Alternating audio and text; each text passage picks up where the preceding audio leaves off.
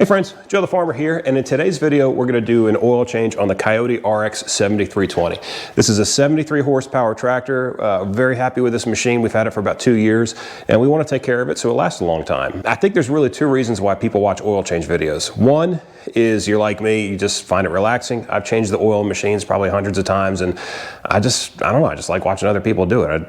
It's a weird thing. And the second reason though is probably why a lot of you folks are watching is that you're thinking about doing it on your machine, but it's a little bit intimidating to do it the first time. Well, let me tell you that this is insanely easy to do. You can do it. We'll go through this together. I'll show you some of the tools that you can use that will make it a little bit easier. And whether your tractor is this size or smaller or bigger, I promise you this video will give you the confidence to be able to do it. And if you're just here to watch, we're glad to have you here. If you've been watching for a while and you haven't subscribed, go ahead and make that commitment. We would appreciate it. And if this is your first time here, we're a family of 5 on about 125 acres. We love to fish, hunt, work with machines. We just love being in the outdoors. One thing I will also say before we get started is forgive my voice. I got the virus last week and been perfectly fine, but my voice is still, you know, kind of have that Barry White kind of thing going. So we're gonna get some work done here today regardless. And this machine is gonna get some new oil. There's only about 120 hours on it. It's really the kind of thing where you wanna make sure that if it's early in a machine's life, these are the most crucial times to take care of it. You know, break it in right, make sure that, you know, you're taking care of it. And we're gonna make this machine last a long time, and we're gonna start by doing the oil change. So let's get to work.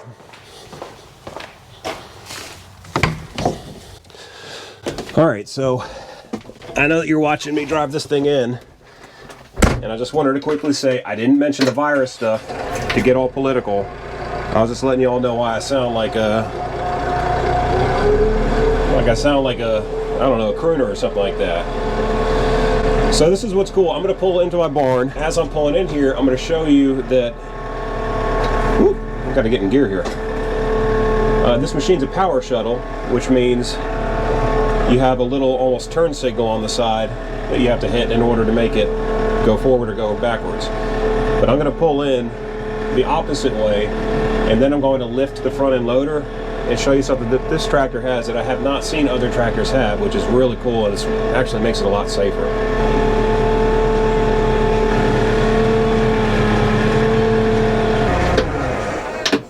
Okay. Now, for safety's sake, you never, ever walk under a front end loader. I'm not under it, I'm to the side of it, or any kind of hydraulic machine, because these hoses, again, I mean, a lot of you know this, but I think it goes without saying that reminders are probably a good thing. Any of these hoses could bust at any time, and if they break, that thing could come crashing down on you. That loader weighs a lot, and it's game over if that thing hits you. But this is what's cool about this Kioti machine. It has these little knobs right here, which if I take this little knob and unscrew it, which is part of the tractor, which is really cool, then I could take this piece of angle iron off and I could set it there. And then what I'll do that on both sides, and then I'll actually reduce, or excuse me, lower the loader down to where it will put a little bit of pressure here on these cylinders. And that way, once this thing comes, or once it's down on that angle iron, it's impossible for it to fall. You could get away with doing just one side, but I like my life and I love my kids and my wife and my family and you guys, so I want to be around I want to be around. So I'm going to be extra careful, take the extra, you know, what is this taking us, 20, 30 seconds to do this? See, it just goes right there. And then what we'll do, well, that side's locked. Come on, Joe, why are you locking your tractor? And we will slowly, let's see the best way to get this camera angle. Well, you just kind of see how just gently bringing that down to where there's pressure. And now I'm safe. That's what's important. You can actually have a piece of angle iron cut for it if you want to, just to go on the sides, you know, that you can have just set in there. All of this is angle iron, but it's nice that, again, it comes with the tractor, it's on the tractor, and I don't ever have to worry about it not being there. So anyway, all right.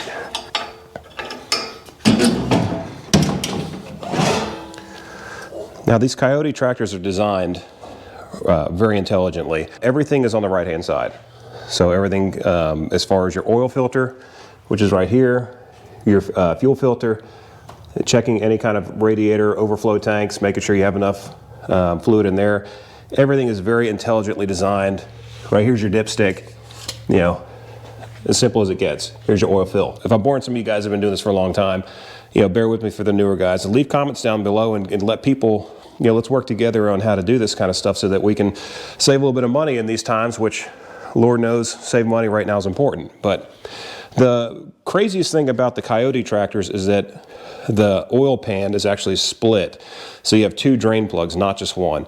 And that's so that the drive shaft can go through it. I'll show you that here in a second. But real quickly, we're going to go to our different kinds of tools. All right, you've seen this in other videos. I don't have a link for this. I wish I did because I absolutely love this thing. This is just a big mat that's felt on the top and rubber on the back, and it absorbs oil.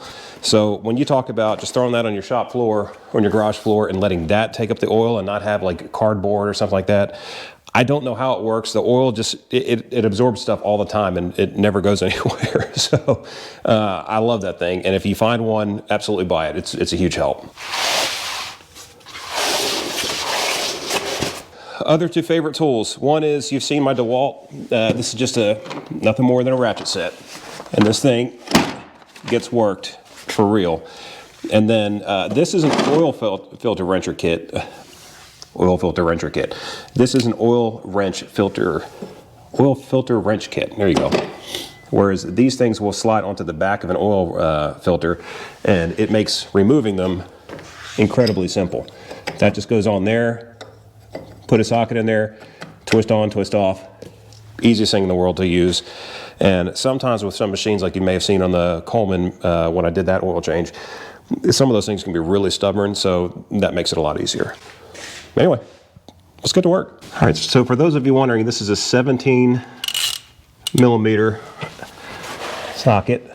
And you see 1, 2, you got 1, 2, and that's where the drive shaft goes in between this oil pan right there. I probably won't win any Academy Awards for my camera work on this.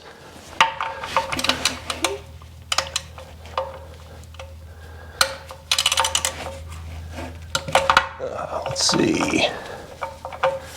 Yeah, that sucker came off pretty easy.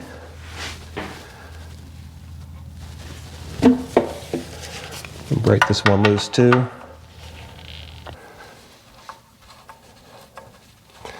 And I'm just holding that up to keep it from splashing. There we go.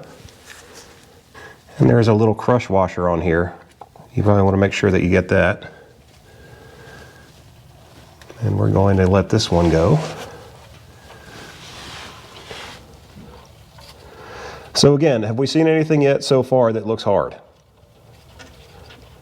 No, this is all incredibly simple to do. And it's incredibly important to do because oil is the lifeblood of your machine. If you want this thing to last, you're going to need to change oil.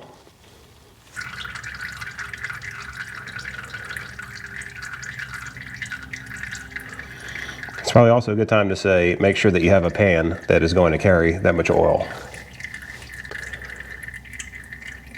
But we're going to let that drain for a little while and then come back to it.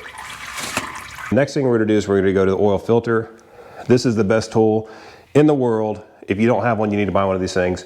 So I'm going to get the other oil filter ready, make sure that the numbers match as far as the serial number or the part number, and then we'll just go from there. All right, so the oil filter on the Kioti RX7320, which is what's kind of funny is I had a DK5010 before this one, and that was a 50 horsepower tractor.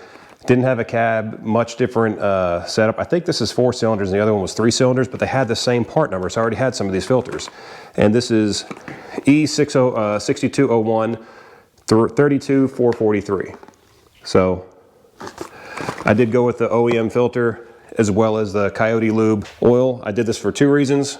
One, it's good for warranty to say, hey, listen, I've used your parts and the engine blew up, so you guys owe me an apology. The second thing is this kind of stuff supports your dealer. My dealer's been awesome to me. Larry Stove Sound Equipment. They don't give me a nickel to say anything nice about them.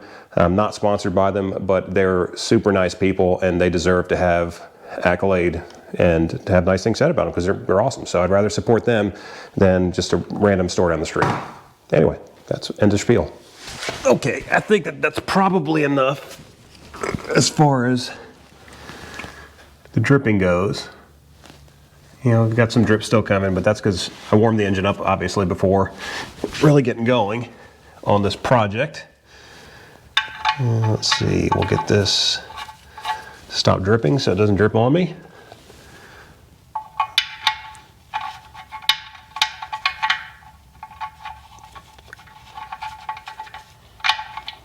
I'd say be careful not to cross thread it, but this thing is pretty stoutly built, so I don't know if cross threading really is an issue. What you don't want to do though, you're not looking to make this thing, you know, go full on Hercules on tightening these bolts down. And you don't want oil leaks obviously, but at the same time, you don't need to torque this thing. It's just right there, it's giving me resistance, I'm done. Getting resistance, that's it. Now I do want to clean this real good because when we're checking it for leaks, I don't want any false alarms. Yeah, see that? I think I am going to get that, just spray that with something that's going to, I don't know, maybe it's kind of pointless. What do y'all think? Y'all tell me what you think. All right, so this goes right in here.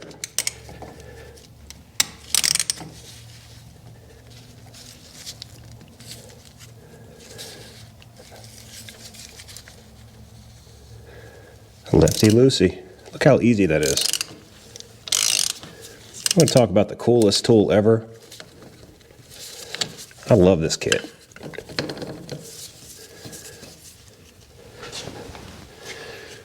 Now there's really no chance we're not going to get it on the machine, but if you look,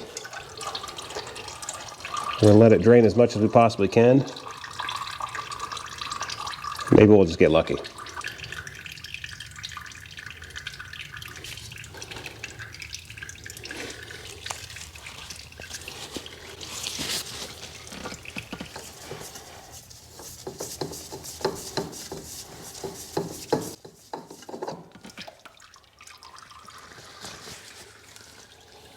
So we want to double check, make sure the O-ring's not still on here. It's on the filter, I've checked. As you can kind of see right there. And we're just going to give this a nice little cleaning. I'd say we got out without a terrible mess on that. What do you think? All right, while we're doing that, I just like to check, make sure it's the same part. It is.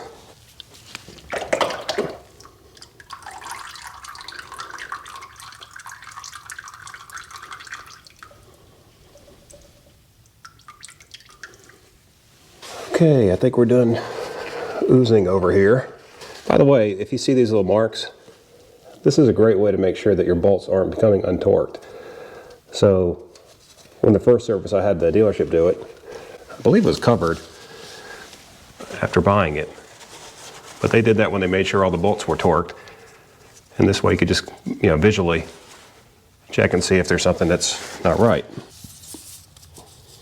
You know, a little clean oil around the... Always want to make sure the O-ring's on here, no O-ring there.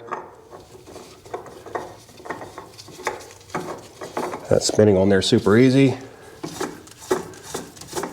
And again, we don't want to go insane on this thing. I'm really okay with hand tight, to be quite honest.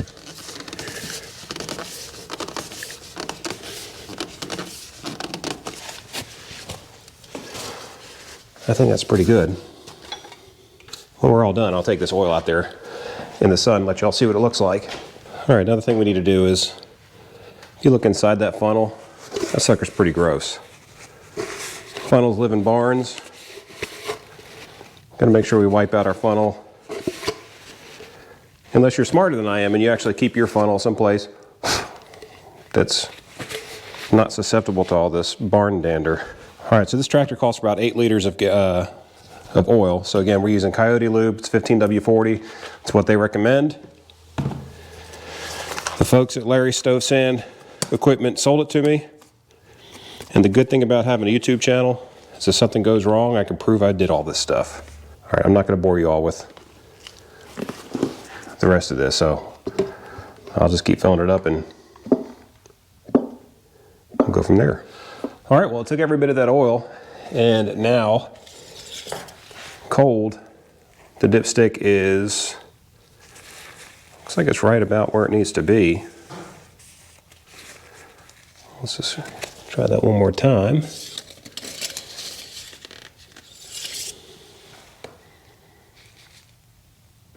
Yeah, so I say we start it up,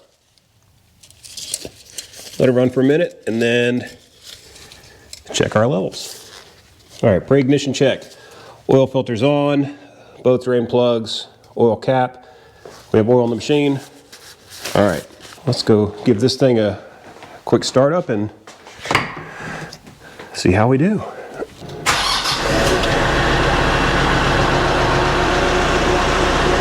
Also need to check for leaks. Oil filter's good. Nothing leaking under here. Looks good. So now we will kill it. You're really not looking to run the thing and get it up to temperature. You just want to make sure that you have enough oil going through there and it fills up the filter and everything.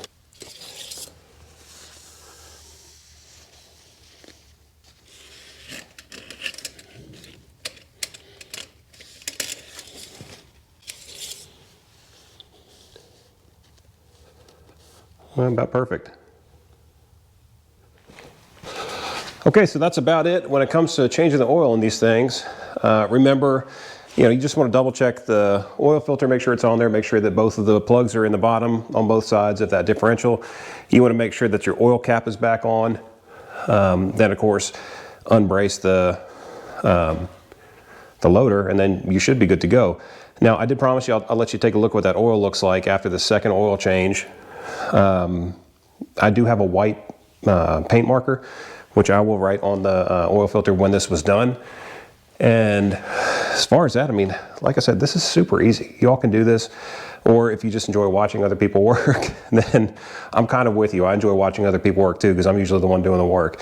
But let's go out there and let's see what kind of metal shavings or anything like that are in the oil.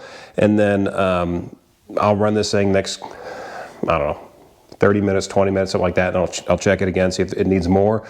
This will also give me an opportunity to see if it's burning any oil. It shouldn't be this early in its life. We ran it hard from day one, so the ring should be set and everything. So anyway, let's take a look. I don't think this is going to be anything like what I've had in the past. I've had some in the past, and especially on some of these side-by-sides, that it looks like silver paint. Well, by looking at this, there doesn't really seem to be a whole lot of metal shavings or anything in there. It's just